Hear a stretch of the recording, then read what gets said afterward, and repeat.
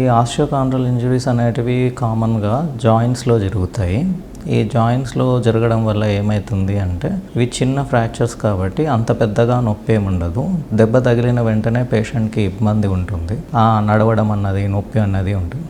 దీనికి రెస్ట్ తీసుకోవడము, ఐస్ పెట్టడము చేస్తే ఆటోమేటిక్గా నొప్పి తగ్గిపోతుంది. దీనివల్ల చాలామంది ఏం చేస్తారు, నొప్పి తగ్గిపోయింది కదా, సెట్ అయిపోయింది అని అనుకుంటారు. దానివల్ల వీటికి ట్రీట్మెంట్ని అవాయిడ్ చేయడం అన్నది చాలా కామన్గా జరిగేది. కాకపోతే ఇది జాయింట్ లోపల విరిగిపోవడం వల్ల అక్కడ కార్టిలేజ్ అనేది లాస్ ఉండేసి త్వరగా ఆ జాయింట్ అన్నది అరిగిపోవడం జరుగుతుంది. ఫర్ ఎగ్జాంపుల్ ఇది యాంకిల్ జాయింట్ కానీ మోకాల్లో చూసామనుకోండి, ఒక 30 ఏళ్ళ వయసులో వాళ్ళకి ఆస్టియోకాండ్రల్ ఇంజరీ జరిగిందనుకోండి, వాళ్ళకి 60-65 సంవత్సరాల తర్వాత మోకాల నొప్పులు రావాల్సింది 40-45 ఇయర్స్కే మోకాల నొప్పులు రావడం అనేది జరుగుతుంది. వాళ్ళు స్టేజ్ 4 ఆర్థరైటిస్కి ఒక 10-12 సంవత్సరాల ముందే చేరడం జరుగుతుంది.